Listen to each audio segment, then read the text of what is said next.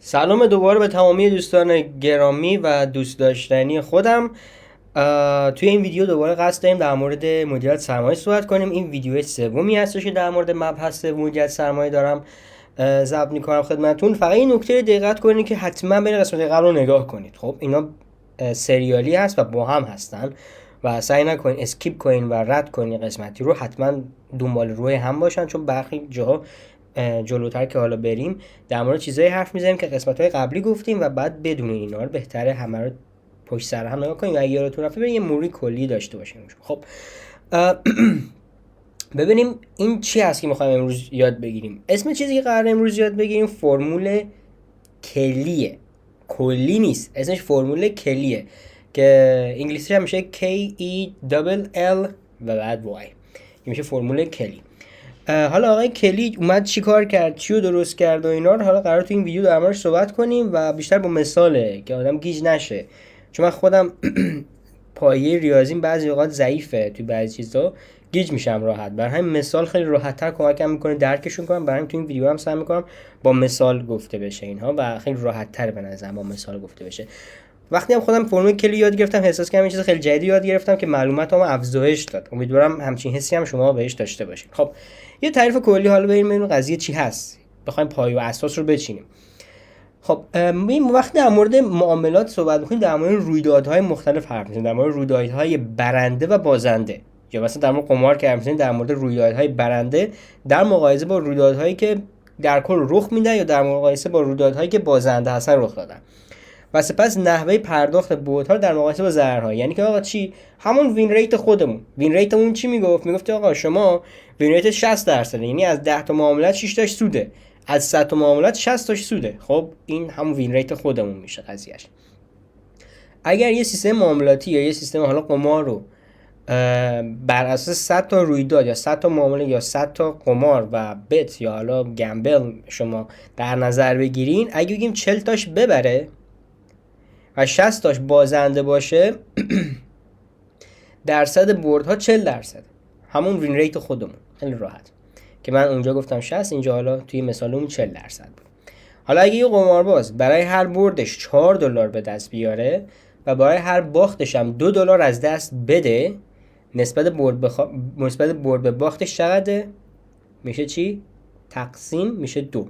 همون نسبت سود به زیان یا همون ریشیو اینجا 2 هست که مثلا شما میگن توی برفرض توی تکنیکال میگن آر به آر چنده. خب این منظورش همون نسبت است، اینجا هم همون آر به آر و نسبت سود به زیان داره میسنجه.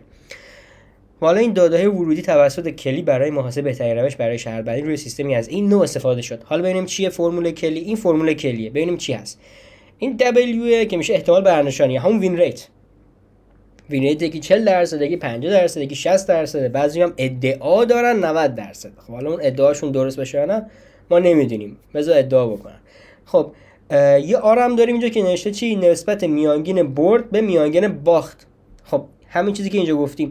آقا من وارد معامله شدم، خب اگه توی معاملم $10 ضرر میکنم، توی معاملاتی که سود میکنم $30 سود میکنم معمولا، پس اینجا 3 نسبت میانگین برد به باختم یا همون وین نسبت آر به آرم یا نسبت وین ریت ریشیوم توی مثلا معاملات برد و باختم. حالا ممکنه که 2 باشه، بعضی‌ها ممکنه 1 باشه که به درد نمیخوره واقعا. سپس کسر بهینه سرمایه شما برای سرمایه گذاری طبق نظر کلی به صورت زیره. خب حالا این کلا فرموله قراره چی کار کنه؟ خیلی ساده بهتون میگم، میخواد بگه چند درصد از کل سرمایه‌تون رو وارد معامله بکنید. خیلی راحت میگه آقا شما چند درصد وارد معامله کنی؟ 3%، 4%، 5%، 10%، 20%، 30%، چند درصد؟ اینشو داره میگه به ما. بریم صفحه بعد اینجا این مثال بزنیم. بیایم به چند نمونه نگاه کنیم. به پرتاب سکه بازگردیم، همون سیمولیشن یا همون سیمولیتور سکه خودمون، شبیه ساز سکه خودمون برگردیم ببینیم چی میگفت. خب توی بازی سکه احتمال برنده شدن از نظر تئوری 50%. خب میگیم وقتی که توی احتمالات و آمار ما میگیم که سکه رو بالا میندازیم، میگه 50% ممکنه شیر بیاد، 50% ممکنه خط بیاد. برای همین این وین ریت ما W ما 50% که اگه ما تقسیم بر 3 کنیم میشه 5 دهم. و یه صفر میذاریم یه اشار و یه 5. خب برای که بخوایم در این رو هم این عدد رو هم به درصد تبدیل کنیم ضرب در صد میکنیم که میشه 50%. خیلی راحت. اگر مبلغ پرداختی برای یک برد بیشتر از خطر از دست رفته سرمایه در باخت نباشد، شرط بندی کردن سودمند نیست، زیرا احتمال برنده شدن 50%، یعنی نصفه. بیاید ببینید فرمول کلی در مورد پرداخت $1 برای ریسک $1 چی میگه. حسب از میگن آقا من ریسک به ریواردم معمولا 1:1 میارزه معامله کنم. من همیشه بهشون میگم آقا نه این کار نکن، ریسک به ریوارد 1:1 درست نیست، به درد نمیخوره. این در عوضش به تو سود زیادی نمیده. بعد اگه تو یه ضرر بکنی یه سود بکنی فقط جبران کرده ضرر تو، باید سودی نرسونده. بعد باید 2 تا معامله رو سود کنی که بتونی وارد سود دهی بشی. تازه این حالت R برابر 1. به عبارت دیگر R تقسیم بر R مساوی 1 تقسیم بر 1 میشه 1 دیگه. خیلی چیز ساده ایه که میانگین باخت با برد برابر اینجا. W هم که نیمه یا همون 5/10، زیرا این امر ذاتی برای پرتاب سکه است که همون 50%ش که مثلا احتمال تئوریش باشه که نصف شیر نصف خط باشه. حالا تو فرمول میذاریم اینا رو. خب آرمون 1 به اضافه 1. خب اینجا هم نیم دهم داشتیم منهای 1، آرمون هم دوباره 1. رفتیم جلو. حالا اینجا اگه دقت کنیم اینجا 2 ضرب در نیم منهای 1 به 1 روی 1 کلا میشه 0. خب در عمل طبق نظر کلی بهترین کار در شرایط فوق اینه که هیچ چیزی را ریسک نکنیم، که همون چیزی که خودمون میدونستیم، یعنی تو اینترنت هیچ چیزی رو معامله نکنیم، اصلا ورود نکنیم به اینترنت، چون نسبت سود به زیانمون 1، یعنی اصلا ارزش نداره خودمون رو به خطر بندازیم. یعنی 0% ریسک بکن توی معاملات. 0% از کل کپیتال بالانس یا همون پولی که توی حسابت هست و پورتفولیوت هست ریسکش کن. 0% هم یعنی هیچ. خب بریم صفحه بعدی نگاه بندازیم. اما اگه ما تحلیل کنیم که کسر بهینه طبق نظر کلی در شرایط مختلف، مثلا پرداخت 1.25 سنت یا همون دلار به ریسک $1 چی میشه؟ خب میایم اینا رو تقسیم میکنیم و در میاد 1.25. اینجا هم که وین ریتمون هم همون بر اساس سکه 0.5 یا همون نیم یا همون 5/10 میتونیم بهش بگیم. میذاریم توی فرمول به ما میگه که 1/10 رو ضرب در 100 کنیم میشه 10%. خب بنابراین به گفته آقای کلی و با فرمولش یک بازی با احتمال 50% برنده شدن، یعنی وین ریت ما 50% باشه، با میانگین برد 1.25 یعنی 1.25 بیشتر از چیزی که قرار از دست بدیم و میانگین انجام باخت $1 با استفاده از 10% سرمایه شما به بهترین شکل یا بهتر است بگوییم سودآورترین رو انجام می شود. یعنی اگه از 10% استفاده کنیم بیشترین سود رو به شما میده. یعنی اگه بر اساس این ارقام شما فقط 10% از سرمایه‌تون در هر معامله بذارید بیشترین سود رو میبرید بر اساس گفته‌های آقای کلی، که اینم تئوری درسته. حالا میگیم چرا، ببینیم چی میشه. اول اینجا رو میخونیم بعد میریم سراغ اینا توضیحشو میدیم که ببینیم دقیقاً چی هست. توجه داشته باشید که پس از 100 پرتاب سکه درصدی که بیشترین سود رو داشته است 30% است، پس از آن 25%. خب اینجا نگاه کنید، ما شیرمون 60 تا بوده، خطمون 40 تا. میایم نگاه میکنیم میبینیم که 25 و 30 بیشترین درصدای سودآوری داشتن. اینجا مقدار بد شدن میدونم، ولی خب تقریبا از اینجا روی اینا میشه فهمید که بیشترین سود رو این دوتا داشتن، بیشترین درصد سوددهی و همشون سودده بودن. ببینید همه با روش ضد مارتینگل، چون وین ریت اون 60% بوده همه سودده شدن، حالا کم و زیاد داشتن بینشون. ولی میریم تو 1000 پرتاب که تقریبا 50% بوده، 51% بگیم بوده وین ریتمون. چی شده اینجا؟ نگاه کنین درصدی که فرمول کلی پیشنهاد کرد یعنی همون 10% بهترین بود. به عبارت دیگر 10% نتایج مورد انتظار را ایجاد نکرد. با این حال اگر نتیجه را پس از 1000 پرتاب سکه تحلیل کنیم خواهیم دید که در این مورد کلی حق داشت. در واقع سرمایه انباشته شده با شرط بندی 10% بالاتر است. خب حالا ببینیم چی میگه. ببینین ما با 1%، 2%، 3% تا 10% نگاه میکنیم. بیشترین درصدی که سود داشته به ما و ما بیشترین سود رو کردیم با $100 وارد قمار شدیم با 51% وین ریت اون بوده، شده چی؟ شده یه عدد خیلی خیلی خیلی بزرگ، خیلی بزرگ، چند هزار برابر شده، چند صد هزار برابر شده. چرا این اتفاق افتاده؟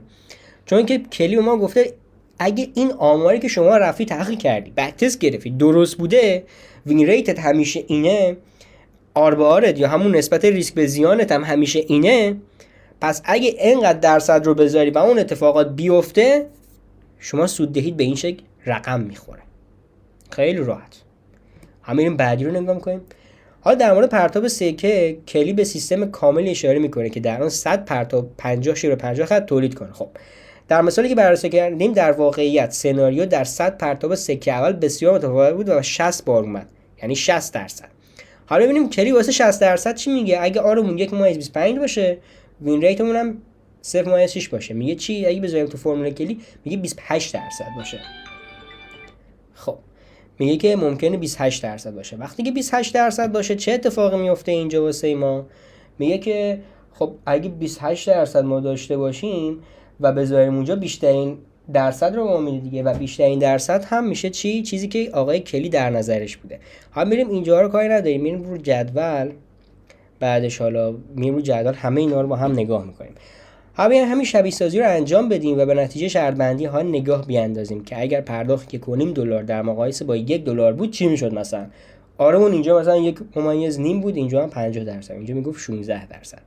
پس از 1000 پرتاب سکه قربانی که بین 15 تا 20% شرط بندی کرده بودن بهترین نتایج رو کسب کردن. همچنین در این مورد 16% محاسبه کمی محافظه کننده از زیرا درصد برد دقیقاً 50% نیست، بلکه 50.9 هست.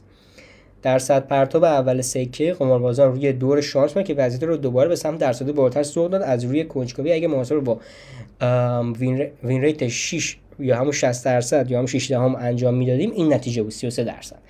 بریم روی جدول نگاه کنیم چه خبره. خب اینا آماراش مقدار بد شدن، بد افتادن، ولی در کل اینجا رو میبینیم 15%، 20% که میبینید تقریبا 30% و 35% بیشترین ها رو داشتن توی این قسمت. ولی تو 1000 پرتاب که بیایم نگاه کنیم تا 20% بیشترین رو داشته و 16% چیزی که به کلی میگفته الکی نمیگفته، بیشترین درصد بازدهی رو داشته نسبت به درصدهای قبلی.